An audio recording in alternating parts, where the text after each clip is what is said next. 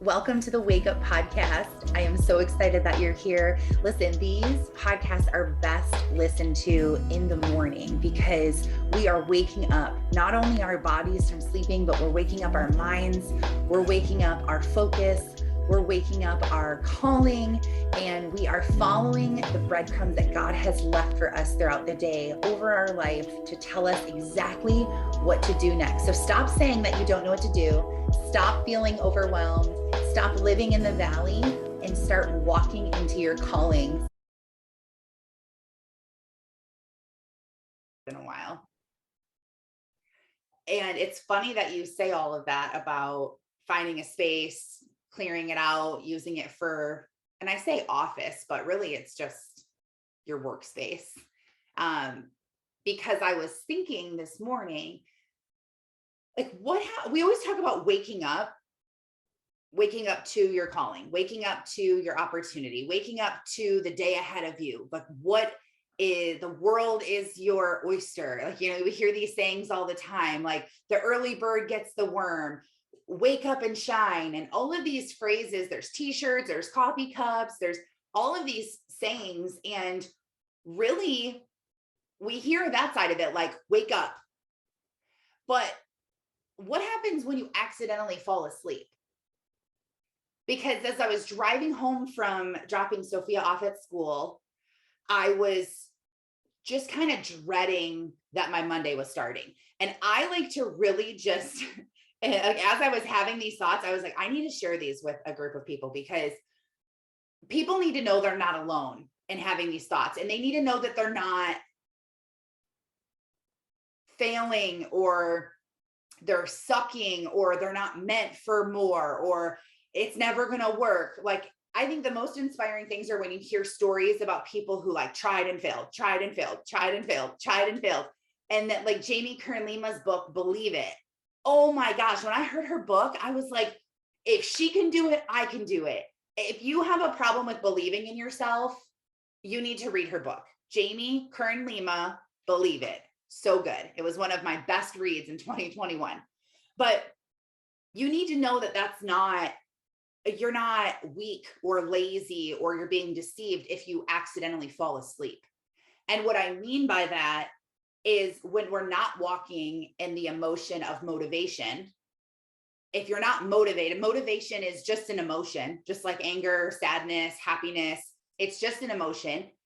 Being a human, it is impossible to live in one emotional state for your entire life. It's impossible. So stop beating yourself up for not being in the perfect mood, not being, feeling like you're the perfect mom or the perfect wife, or you didn't respond perfectly. You're never going to be perfect. You're going to have an attitude. You're going to say things that you wish you wouldn't have said. You're going to react in ways that you're like, why did I do this? Why do I keep yelling at my kids? Or why do I keep having an attitude with my husband? Like, why can't I change this? I want you to know that you're never going to be perfect in doing that. And you're not alone for even 1 millisecond without someone else also being in that emotion with you. We are human beings. Stop thinking that you are so important, like Jesus himself, like you're going to be perfect. We're not. So why do we try to aim for this? Yeah, we have high standards and all of this, but it's really just the devil trying to get you to think that you're not as good as you are. And you're not chosen and you're not anointed and you're not special. And he's not talking about you when he says these things. You're over here in this other category that will always fail, that will always be stressed out, it'll never work. He wants you to think that this is the box that you're going to live in. This is your cell, your prison that you're going to be in. You don't have to live there. And if you do go there, it's normal. I have been there. I have been there recently. I go there and I don't even realize I'm there until one day I like wake up and I'm like, where am I? This isn't good. I start to like notice the warning signs, but sometimes it used to take me when I first figured this out and I was like, okay, I'm in the valley.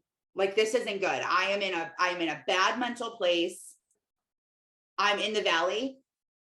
At first it took me like hitting rock bottom to be like, okay, this is rock bottom. But then as I bounced back and I did the things to get out, and then I was like, okay, I would realize like, wait, I think I know this walk. I think, is it getting darker or is it just me? Like I'll start to notice little things in my life that mean that I'm going into the valley. And I've been really good at staying out and recognizing the signs. Like one of the signs is I'm super judgmental. When I'm going into the valley, like I just judge everything and everything irritates me. And that's just like, I won't even realize I'm there. And I'll blame it on my hormones a lot of times. I'll be like, what day of the month is it? Like I'll check to see. And a lot of times it's nowhere near where I should be hormonal. And I'm like, it must be my hormones. They must be like, something must be changing. But because I'm like, why am I acting like this? Like, why do I feel like this? So I would notice that I'm either like irritable or I'm like, a huge red flag for me is sleeping. I'll just start sleeping more. And I used to blame it on like, oh, my back hurts and I don't feel good. And I would make all these excuses so that my family would leave me alone and let me sleep. Or I think I have a headache. I need to lay down. I need to reset. And don't get me wrong, I am pro nap. Okay. I am not anti nap. I think that a lot of people would feel a lot better if they just went and took a nap. And when you're at rock bottom and you're like, the other day, last week, and I shared this with some people before, but I just was having that day where everything just keeps going wrong and you can't get ahead and you're rushing all day. And I went to go get a haircut and it's like all I wanted to do. I'm like, good, I can do this for myself. I can get a haircut. And I got there and I couldn't even stay. The girl was running behind. I was a little bit late. So she wasn't actually running behind. She took another person because I was running a little late. And so she was like, oh, well, now you have to wait a few minutes. And I didn't have a few minutes to wait because I promised my son I would take him to open a bank account.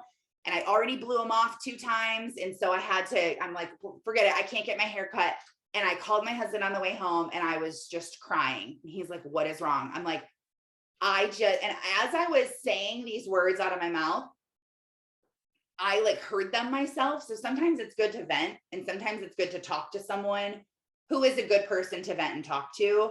Like, there's certain people who just stir the pot and don't really have like good biblical advice. You don't really want to talk to those people. You want to talk to people that are like level-headed, grounded in their faith, grounded in their beliefs, where you know that you're going to get good information. So because you're vulnerable in that moment. And when I called him and he's like, what's up? I'm like, and I just instantly started crying. I'm like, I don't know. I just like can't do anything for myself. And I'm just so busy. And why am I so busy? Like I've been trying to create this life where I'm not busy. And now I feel like I'm drowning again. And I feel like I'm overwhelmed and I can't. And I was just like going on and on. And as I was just like rambling and he was just like, I was just thinking like, like none of those things that I just said are true. Like, what do you mean I don't have time for myself? I go get my nails done every other week. I just went and got Botox.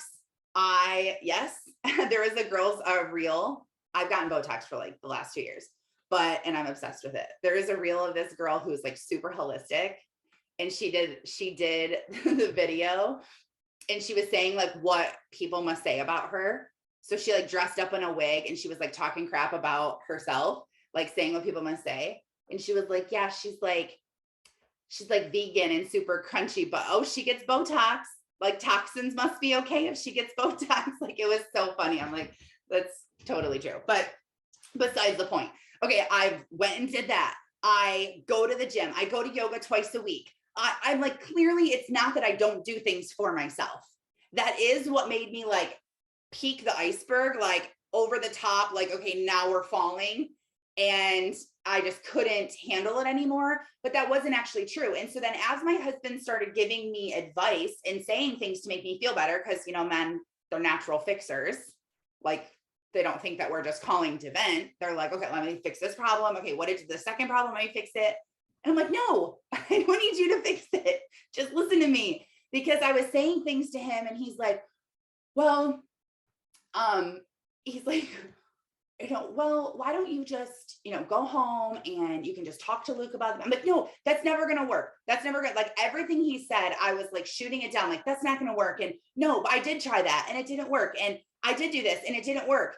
And he said something to me. He knows me so well. And he just said, it just sounds like maybe you need to go home and take a nap. And when he said that, I was like, you know what? I do. I need to like restart my day. I need to reset my mind. When you nap for 20 minutes, your mind will reset. It will force your emotional state to reset. Now, if you're going through something horribly traumatic, obviously, I just lost my grandpa, and when you go to bed sad and heartbreak, you wake up with sad and heartbreak. It's not like, oh, that's just going to go away. That is your emotion. That's the journey you're on. That's what you're going through life. It doesn't reset everything, although I wish it did. But if you're irritable and you're annoyed and you're in a bad mood or you're angry, go and take a nap. Okay, you need to take a nap. But if you find yourself sleeping a little bit more and just having no motivation doing it, then there's a problem. That's a red flag that you're going down into the valley. At least it is for me. It's different than, okay, I'm using this to really nurture myself, self-love. You're just going to be kind to yourself, like watching Netflix, having a day off, laying in bed all day, watching a movie with your kids on the couch. Those things are all great if you're doing them to like refuel your soul and get ready for the week. And that's important. Those things are very important. But if you're calling into work because you're just tired and unmotivated and you want to lay in bed all day, whether you're calling a boss or you're just convincing yourself that you don't have to do what you said that you were going to do. Like, I don't have a boss.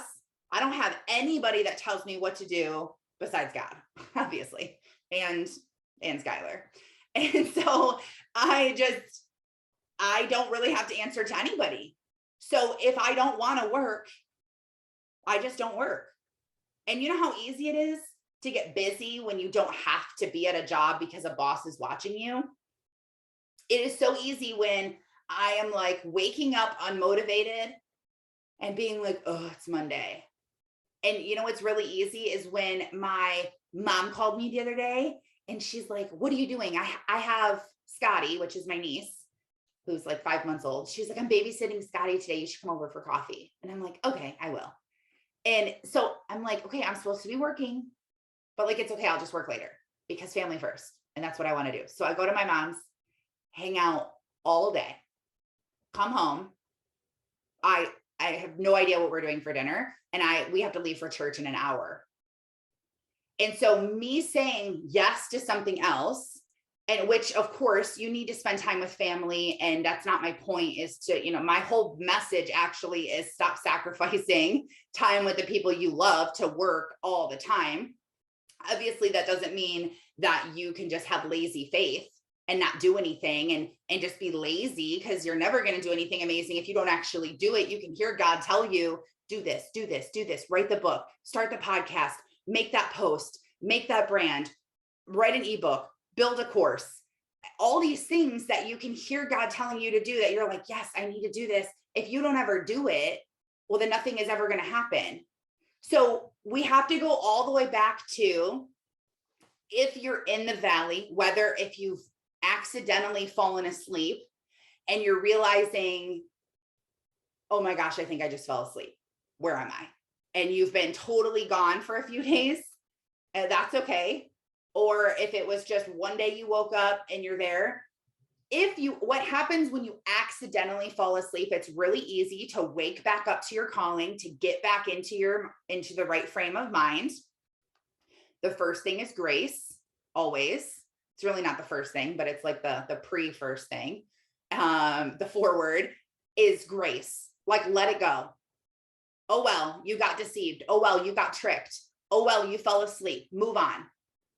Like, don't stay there. It's fine. It's whatever. It was emotion. You snapped, you got angry, you blew up at your kids.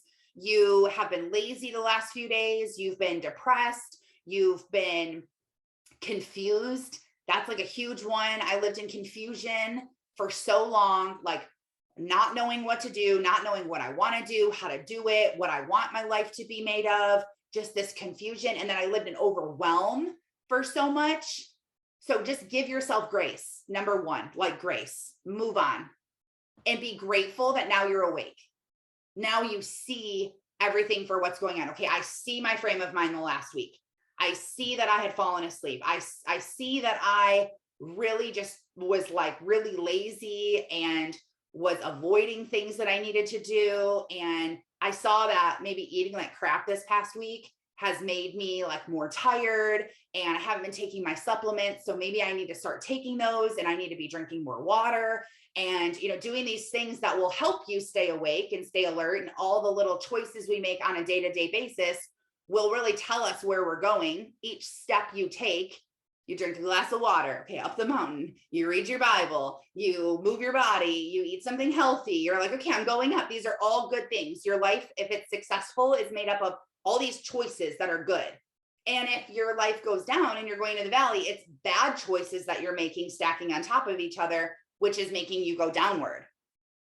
I mean, that's really what it is. When I was a drug addict who hit rock bottom and got pregnant with twins, that was because I made multiple decisions in a row that were bad, and it stepped me right down into the heart of the valley.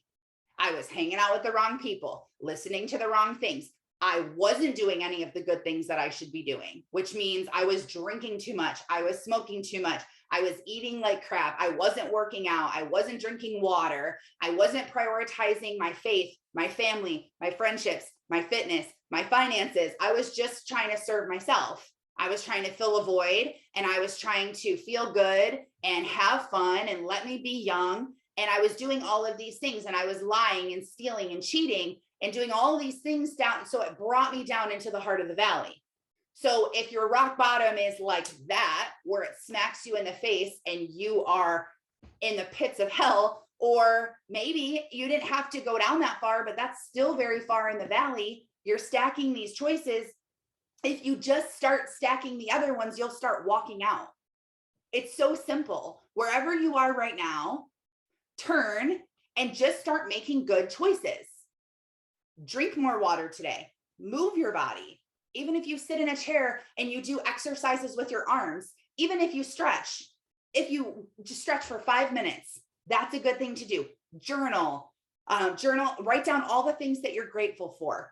Pray, listen to a sermon, read the Bible, read a book, cook something, spend time cooking something, and then eat it and take time and think about what you're doing. There are so many things that you can do that are positive that will start to turn your life around. And remember, they all go back to the 3 main things that you need to do in order to get out of the valley. And I keep talking about them because I myself need to keep remembering, one, it's okay that I fell asleep and I'm in the valley over the last week. Give myself grace. And then it goes to energy leaks, which is amazing that you said that, Terry, about your office in your workspace. You said by deciding to move your workspace into a private room to close the door, you're cleaning out this room of stuff that you haven't used in a long time. You don't even need this room. And it feels so good to be able to go through and clean that out. And it feels good because it actually is like, I just think of all this loud noise in your head and you're just like turning the volume down. And it's like, oh, okay, this is good. Like, it's quiet. You're not like overwhelmed and stressed out and worried and anxious. And you're like, all these things, they're actually all like different voices and sounds, and they're so loud. And just turn the volume down. It will help you so much by doing these energy leaks. So if you've fallen asleep, you need to do your energy leaks. So things that are bothering you, that are cluttering your life, that you need to work on. So some of the things that I'm working on right now, because again, I'm actually living this right now. I have realized that I had fallen asleep. How do I get up? I don't have that much motivation to do my stuff. I need to write my book. So if you guys can pray for me to have motivation to write my book and to have clarity. And I know that I need to write it because I know that it's going to change people's lives, because it's what God has told me to do. I've been avoiding it. So have just not really been that motivated. So some of the energy leaks that I need to do that are like really filling my brain right now is I need to pay some bills. So I have like a lot of medical bills and dentist bills and all just kind of stuff that has come in that I've just set over on my desk. Like I'll deal with that later. And I need to deal with it now. It's driving me crazy that I don't know what all this is. It's taking up part of my brain that I could be using to write my book. But instead, when I sit down to write my book, I just get overwhelmed and think about all the things that I need to do. Okay, that's exactly what happens. You're like, I'm just going to sit down. That's why like forcing yourself to work in this situation, the answer isn't just, do more sales calls. The answer isn't just post more, because it actually like goes way back before that. That is like that will not help you. That's why when I was in the industry I was in before in network marketing, the answer in that industry is like, just reach out to more people, send more messages, invite more people to the opportunity. And that never worked, because that's not the problem. The problem is that you can't do that. If you've ever successfully done that once, it proves that you can do that. The problem is a lot deeper. So when you sit down to work, you're like, oh my gosh, I'm so overwhelmed. Well, it's energy. Things create energy. If you look at everything under a thermograph scan thing, whatever those things are called, you'll see that things have energy. Like my coffee is taking up energy right here. Like it's science. It's proven that things do take up space. So if you have bills that you've been putting off, you need to do them. The biggest thing, if you're a mom and you have to cook for a family, the biggest thing for me is my fridge and my grocery situation. Like that stresses me out so much, because if I don't have the right stuff, then the people in my house can't eat the right things. And then I have mom guilt because we're eating like crap, or I have mom guilt because we're not planning food or dinner. So that kind of goes into number 2, which is being proactive in your week. So you can't just keep flying by the seat of your pants, doing whatever feels good in that moment. You have to plan out what you're going to do and fit in all of the things that are most important to you. So remember your priorities. You have a glass jar and you're putting all your golf balls in first, which are all of your priorities. What are the things that are a priority to you this week to do? So you need a list of all of your energy leaks. What are all the things that are draining my energy right now? What are all those things that I've been putting off? I need to take my son I need to go actually buy all Valentine's stuff for my kids. I need to take my boys to get haircuts. I need to go grocery shopping. I have to, what else do I have to do? I wanted to update all my whiteboards in my office because some of them have things written on them that don't really matter anymore. I need to update a bunch of stuff in our bank account so that could be good. I need to catch up in emails, catch up with my emails. Just all of these things that have just like been in my head that I really need to get out. So make your energy leaks list, and then you need to make a priorities list. What is a priority to you? It could be like just things in general, like my husband's a priority, but I challenge you to make that an actual thing. Like, okay, my husband's a priority. So what are you going to put in the calendar that shows that your husband's a priority? Are you going to schedule a date night with him this week? You don't have to go out. You can be like, hey, what are you doing Wednesday night at 7? Okay, we're going to let's make dinner together and watch a movie and snuggle on the couch. Like it could be something super simple, or like we're going to go for a walk, or we're going to go to the gym together, or maybe you do go out together. Or maybe you do a Bible study with him, or you wake up a half hour early so that you guys can have coffee together before he leaves. Like whatever you're like, this is a priority. This is what I'm doing, and put it in your schedule. A priority to me this week, I already decided and promised God that I was going to wake up earlier than I normally do every single day this week to spend time with God. I am not going to wake up and check my phone. I'm going to wake up and I'm going to spend time with God, so that the first voice I hear in the morning is God's voice, because I need clarity and I need to feel his presence more. I feel when I'm in the valley, like I'm kind of alone. I know I'm not alone. We're never, ever, ever alone, but I just feel like I really haven't heard from God lately. I really haven't. I really don't feel that like tornado effect inside of me that I feel sometimes when I'm just like swirling in the Holy Spirit and like what I'm being told to do, and I'm listening and I'm learning. I only feel that when I'm on the mountain, because there's wind up there. If you're in the valley, there's no wind. It's just kind of quiet. And then as I start to walk up and spend time with God, and the scripture backs that up, that's a promise that God has for us, that if you seek me, you will find me. If you go and prioritize God and you say, I'm going to read even if you're like, I don't even understand the Bible, or I don't even know what to read, I will sometimes just grab my Bible and be like, okay, God, what do you need to tell me? And I'll just like open it and pick something and just start reading it. Or I'll go back to like the beginning of that chapter and read the whole chapter. Like, what is this? And I just pray that, what is it that you're trying to tell me? If you do that, I promise you, you'll start to feel that feeling inside of you. You'll start to feel like things happening. Like, I took a first step the other day, and I was with my daughter, and we were just laying in bed, and we were going to watch something on TV. And so oh my gosh, I always forget the name of it. And I always call it Storybook. And she gets so mad at me. It's not Storybook. And I just can never remember what it's called. Superbook. No, I don't know. Whatever it's called. Oh my gosh. Now I got to YouTube it. Whatever it's called, I will tell you in a second. She wanted to watch that, and it's called, hold on. Oh yeah, it is called Superbook.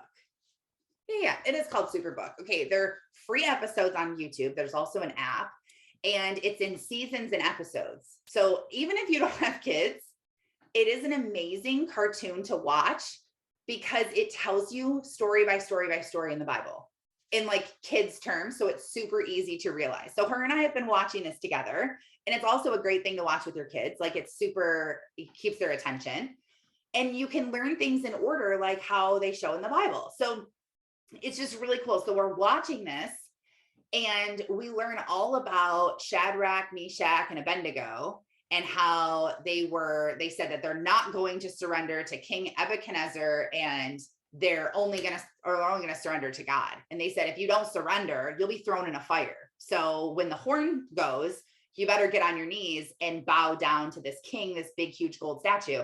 And these three men were like, we're not doing it. And so they didn't. And they were thrown into this super hot pit of fire. The king said to turn it up 7 times hotter than it normally is. They're thrown in. And then all of a sudden, everyone can see in the fire, there's 4 men. There was only 3 that were thrown in there. There's 4 men walking around in the fire, untouched. They're unbound. They were bound up when they were thrown in, unbound, and they're walking around untouched by this fire. And the king is like, oh my gosh, come out. This is crazy that your God kept you safe and alive. This is amazing. Like we learned all about this, me and my daughter, and then we go to church on Sunday. In church, this is literally the scripture that he talks about, and is showing all these things. And his theme at church is also wake up. He released it this year. And I was like, this is so crazy. It was another breadcrumb. Like, God has me on the right path, because I keep seeing all these like coincidences, which nothing is an actual coincidence. I hope we all know that. And so when he started talking about the wake up, there's a fire, and he was talking about these men that lived through this experience because they believed. And I'm like, this is so crazy, because we just watched the video on Saturday all about this, and now it's showing up at church. Like, that is not a coincidence. And then I started to feel that like Holy Spirit whirly tornado feeling inside of me. Like, I like hit John. I was like, this is what we just watched. And he's like, yeah, that's crazy. I'm like, it's not crazy. It's God. Like, God led us to watch that episode, and we're watching them in order too. So it's not like we just randomly picked one. We've been waiting to watch this one. And so when you are like, okay, you know what? I'm going to watch a Superbook episode with my kid instead of watching the baking show that we usually watch. We watch like all kinds of baking shows and stuff like that. And I'm like, instead of watching that, we were like, okay, let's watch a Superbook episode. And then God showed up and met us there. So that is why it's a priority to me to listen to God first thing in the morning, because I'm showing him, this is how much I want to follow you. This is how much I actually want my life to get better. This is how much I actually want to get out of the valley. Please do not leave me here. I am going to show you that I care about you by putting you in my schedule, not, oh, well, I was just too busy and too tired. Because nobody is too busy to put in the priorities that matter to them. But if you don't put in your priorities first, and you start putting in all the sand in your life in the jar first, then your golf balls are not going to fit into the jar. Because if you fill a jar with sand, there's no room for a golf ball. But if you put the golf balls in first and then fill it with sand, there's room for both. So you have to put them in that order. So whatever you have to do, if you want to write it on a whiteboard in your kitchen, if you need a physical planner, if you need a calendar that you can put up on the side of your workspace and you can write on there, set alarms in your phone, get an app, whatever you have to use to be able to write these things down and put them in is so important. So what are your priorities? Are your priorities to go to the gym a couple days a week? Are your priorities to call a family member? Like, I have to actually prioritize it and put it on my calendar to talk to the people in my family who matter the most to me. If I don't, I won't have time to do it and I will just be too busy. And then I'll be too overwhelmed while I am doing it because I know I should be doing something else. Like, if I don't prioritize time to call my grandma and to talk to her, I will then call her at a time where it might not be the best for my schedule. And now I'm on the phone with my grandma as I'm picking up my daughter from school and we're coming home and like everyone just got home and they're all hungry and I'm on the phone with my grandma and I'm irritated with my kids. And now I'm yelling at my kids because they won't leave me alone while I'm on the phone. But really, that wasn't a good boundary. That I was talking to my grandma, which is super important, but it wasn't a good time to do it. So if I looked at my schedule and thought, oh, after the morning call on Wednesdays, I can call my grandma, or I can call my grandma on Tuesday because I don't have to run a morning call. I can call her on Tuesdays or Thursdays. And I plan that in to call her at a perfect time or at a good time, a better time. Everything's smoother. You won't be snapping and yelling and then having this guilt of I shouldn't have acted like that. I shouldn't have responded that way, because things will just be better prioritized. And so when you decide, okay, I'm going to start putting these priorities in check, things will start to get better, but it's going to take a little bit of time. So I always look at the next day to make sure that I'm proactive. Like, just start with just the next day. You don't have to have the whole week, the whole month, and things change. So don't get too crazy and don't put stuff like, okay, like if you decide today, like I'm going to go to the gym every single day, Monday through Friday, don't like write it in pen on your calendar Monday through Friday from now until the end of the year, because you're probably not going to actually go Monday through Friday from now until the end of the year. So like, be realistic. Like, let's start with just the next day. What do you want to do tomorrow? Or maybe today, like, okay, hold on. What do I need to do today? If you have a bunch of energy leaks and you don't have a priorities list for this week, then that's where you need to start. So that is the most important thing that you need to do in your day. The very next time that you have free time, maybe you have free time right after this ends. Maybe you have free time right now and you're watching this recorded and you can pause this and you can make those lists. Or maybe you won't have free time until your lunch break or 9 o'clock tonight. That's okay. If you truly don't have free time until 9 o'clock tonight, that's okay. Then just kind of give yourself grace for the rest of the day and doing what you're already planned on doing. And then make your list tonight of your priorities tomorrow and what you're going to do. And then you have to schedule, and that's why it's energy leaks list first. And then you need to become proactive versus reactive, because you need to schedule time in your day to do your energy leaks. You can't just say like, okay, here's my huge list. And then you're like, oh, I'm just so busy. Like, I have to go to work and then I have it. Like, no, you have to be like, okay, I'm going to plan for 1 hour to just work on energy leaks. And I'll put my phone on silent sometimes. I'll tell people, do not come in my office. I have 2 hours. I have a bunch of stuff I have to do. I will not look at Instagram. I won't do anything for my business. I won't do anything for God. I won't get like busy, like creating our next flyer for church. I'm like, no, I need to do this stuff. I need to call the insurance company. I need to call the doctor's offices. I need to make these payments. Like, get super focused, hyper focused on what you need to get these energy leaks done. If it's cleaning out your kids' drawers, if it's cleaning out your junk drawers, if it's cleaning out your car, taking it to get an oil change, making your dinner list, like that is a huge thing for me. If I do not plan what we're doing for dinner, it is like, it's honestly like so bad for me, because then I feel guilty that everyone is just eating bad food. Like, one kid eats cereal, one kid eats a bagel, one kid eats leftovers. Like, I'm like, oh my gosh, I should have made dinner. I feel guilty because I'm the mom and I'm home and I should be making dinner anyway. I know that people like when I make dinner, And so and then I'm eating something that I don't like, and then I'm irritated, and it doesn't get me any further ahead because then tomorrow I still don't know what we're having for dinner. So it keeps triggering me to be in this emotional state, and then I'm irritated and I'm annoyed. Why am I irritated and annoyed with my family? They didn't do anything wrong.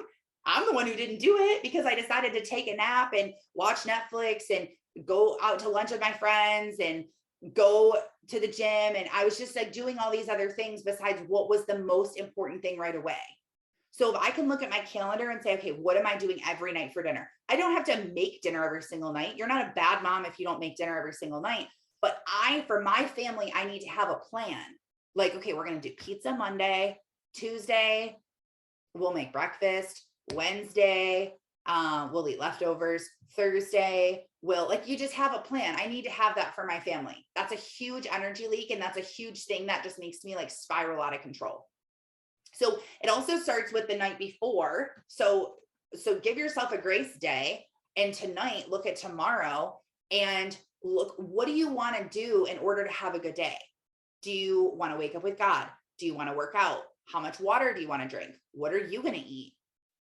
You have to take care of your body. What are you going to eat? Are you going to take a shower and get ready in the morning? Are you going to use dry shampoo and not take a shower that morning? Like, we need to plan these things, because if you don't, then things are going to go wrong. And so I am just like, okay, I need to get back on track. I need to start having a better day. So last night I was like, okay, I'm going to wake up in the morning and I'm going to spend time with God.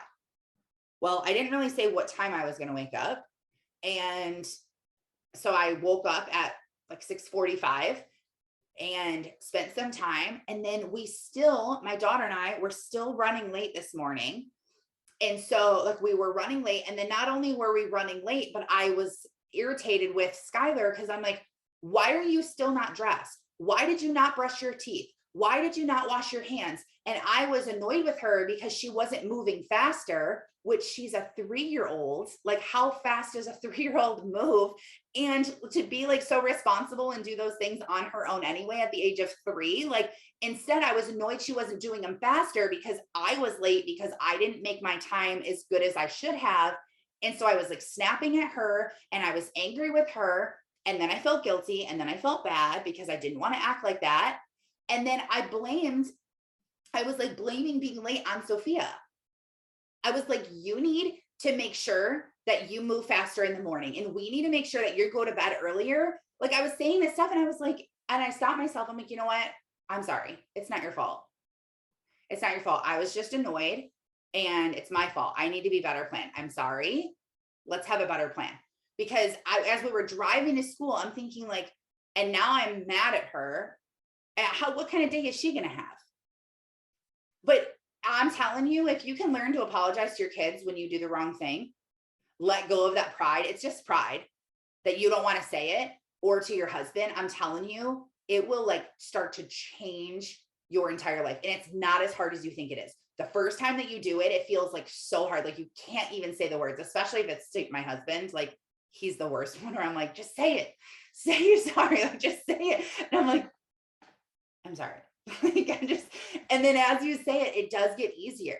And it's so much easier to say it. And now I can say it and it's not even hard for me. I'm like, you know what? I'm sorry. It's so good for your family to see that, because they'll do that because they see you do that. So you're not just doing it for yourself, you're doing it for them. You're doing it for them and their families. Like in my little kids, I'm like, if I can teach them how to say they're sorry now, when they grow up and they are married to their husbands and wives, that's going to be amazing that they can be the type of people that say they're sorry. Like, it starts now, it starts with us. So, but then I did tell her, I said, okay, what are some things that we could do in order to make sure that we're prepared for our day and we're not rushing around? Like, we can't rushing around and doing like, this isn't going to work. What could we do? And she's like, well, I could start waking up earlier. I'm like, that's a great idea. What time could we wake up? She's like, I could start waking up at 7:45. Okay, great. I'm like, what else could we do? She's like, I could go to bed earlier. Okay, that's a great idea. What else? I could make my lunch the night before or check the lunch menu the night before. And so her and I like brainstormed these things together. I really let her like lead it, because I just thought what the enemy intended It really, like, the whole situation that I've been in the last week, and then like snapping at my kids and doing these things, the whole thing has been the devil without me realizing it, because he prowls around like a lion waiting to devour someone, like in the grass, so sneaky, you can't even see. You're just like walking around, you have no idea. And what I feel like he does, it's not like he's a lion and he jumps on your back and just like nails your back and just rips it off. He just like so slightly wraps this rope around your ankle and just like kind of keeps pulling you backwards, where you don't even realize that this is slowing you down. And then when you look up, when you get rid of distractions, you realize that he created all of this to throw me off my course. Like all of this was just thrown at me to trick me. So I would fall asleep and I would not remember what I was awake for and what my calling was. And just like that, he got me off my course. I haven't been writing my book. I haven't been really posting anything. I haven't been sending out any emails to my group of people. I haven't been doing coaching calls. All of these things like slowed down. And yes, you have like a slow season for sure. That's going to go up and down. But I wasn't in a slow season by choice. I was tricked into this slowness. And so recognize that when you try to get out of this and you're like, okay, I'm going to really do this, I'm going to change this, it's going to be hard at first. So like I decided to change yesterday. I was like, nope. I woke up yesterday and I was like, this is what I'm doing. So this morning, it was still hard, but I was like, it's okay. What the enemy intended on evil, God flipped around and used for good. I was able to apologize to my daughter. I was able to brainstorm with her and teach her about energy leaks and being proactive in life. Like these things, I'm like, if my mom taught me these things when I was young, like this would be incredible. I would be so much further ahead because I just wouldn't even deal with these struggles that I deal with today. So God, he turned it around and used it for good. And now I'm like, I was just thinking, driving home, how many people think that this doesn't happen to me? Like so many people are like, wow, like, your faith is so good. And like, how are you so inspired all the time? And you're always like doing all these things. And I'm not always doing them. I'm just like you. I'm just like everyone else. Every single person you see out there, Jamie Kern-Lima, who just wrote her book, Believe It, Pastor Stephen Furtick of Elevation Church, every single person you see out there, like killing it and rocking it and doing their calling and showing up, and Priscilla Shire and TD Jakes and all these amazing people, they still have days of doubt. They still go into the valley. They still get tricked by the devil. Nobody is resistant to it, but you can be on high alert by staying of sober mind, which is the latest thing that I've been seeing everywhere that God's been speaking to me. And no, I don't have any kind of problem, but I have just been hearing God for so long telling me, be completely sober, like completely sober mind.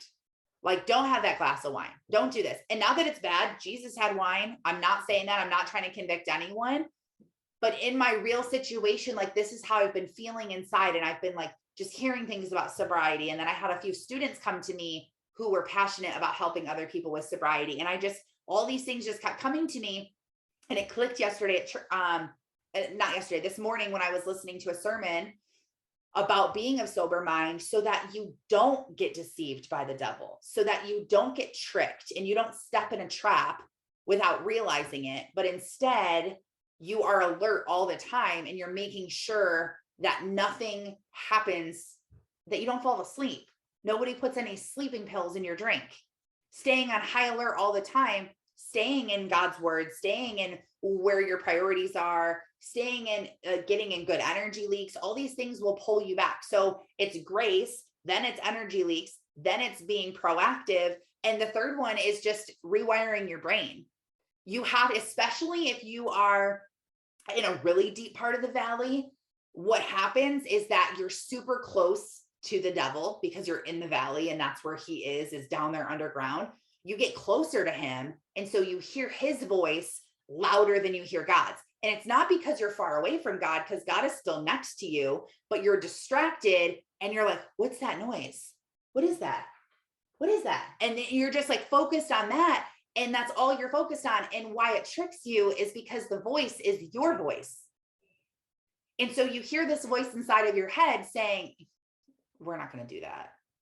That'll never work. Oh, like you're going to write a book. Oh, like you're going to do this. And then you start saying things like, that's so annoying. Why would they even say that? I was so offended at my church all the time. Like I'd be like, ew, why would they use that font? That's not even centered. Like, why wouldn't they make that bigger? Why? I like literally every single thing, like everything I judged. I just sat there and just judged it. And it was the way, and that's why I'm reading the book, The Bait of Satan by John Bevere. And it's all about being offended and how if the devil can get you offended, he like wins everything. Obviously not your life, because God defeated him and got that for us. But he just gets you like totally off of your mission. If you're offended, that's what will happen. So,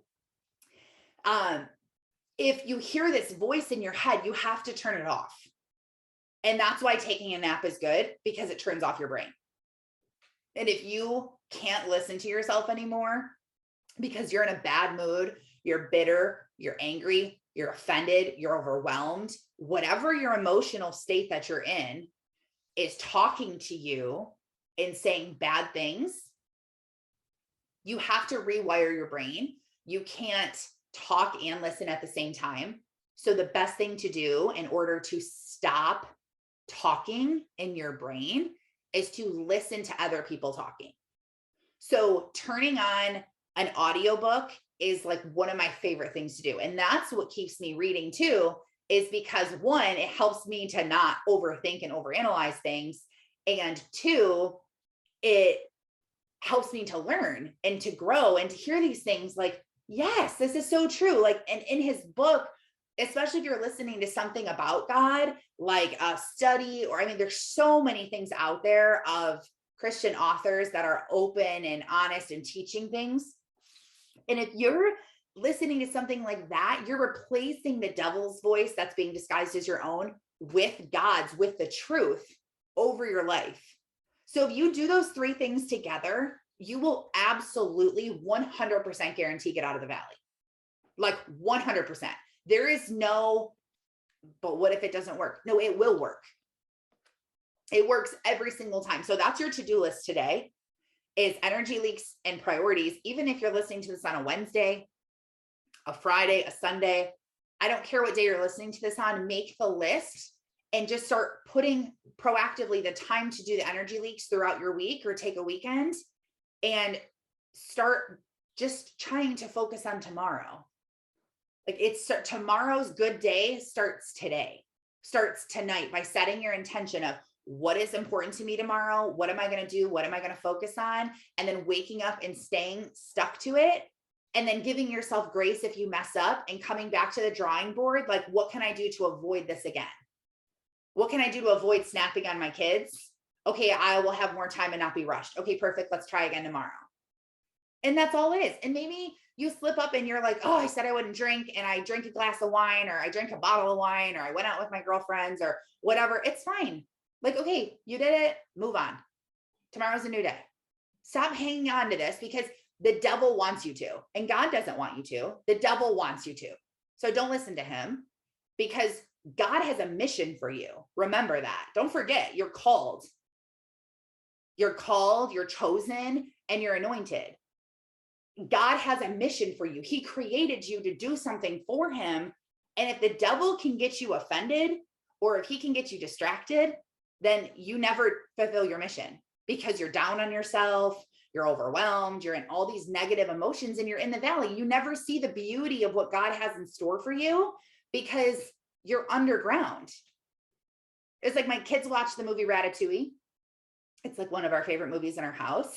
And I just think of the scene when Remy's running through the sewer, and he like escapes, and he's in the sewer, and he gets lost from his family, and he's trying to find everything. And he's literally in the sewer seeing the ghost chef, Gusteau. And he's like just sitting down there, and Gusteau's like, Remy, go up this ladder, look. And so he goes up there, and he's like, I was under this the whole time. And he realizes that all of a sudden he's in Paris, like where he's always wanted to be. And he's like, this is where I've been the whole time, right here. All of this is right here. And I was in the sewer, like about to give up. It's the exact same thing. The mountain is literally right here. We're just choosing to stay in this valley of, I guess this is my life. Like, this isn't your life, and you can get out of it. It's the decisions you make every single day that will get you out of the valley. Guaranteed. Guaranteed. It will. It'll get you there. And then when you're up there, you can see the beauty. You can feel the wind of the Holy Spirit in you. You can see further where you're like, oh my gosh, what is that? Oh, look at that. It's so simple up there. And it's just so beautiful, and it feels amazing. And you're like, this is what I've worked for. I'm up here. And just because the next step you step in a trap and you slide all the way back down to the valley, you can get right back up to the top within 30 minutes. It doesn't have to keep you there for 10 days, for 2 months, like 30 minutes. Pause your day, spend time with God, refocus, and move on. Give yourself grace. So I love you guys. I hope that you do this. I really do, because this is what will change your life. You'll look back and think like, I just am so grateful that I'm able to bounce back so fast, because so many people don't know this secret, and so many people don't know how to do this. And so they just live here for so long and they never see their true potential.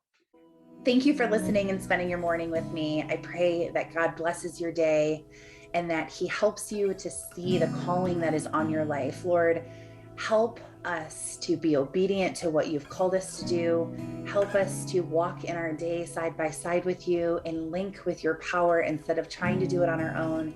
We know we cannot do this on our own, although we try. Please continue to help us and continue to lead us and guide us. We love you so much. In Jesus' holy name, amen. Have a blessed day. Thanks for being here. Oh, and don't forget to follow me on Instagram at Taryn Sarconi so that you can grow with me and you can learn how to get out of the valley, how to stay out of the valley, and exactly what to do to have the best life ever in 2022.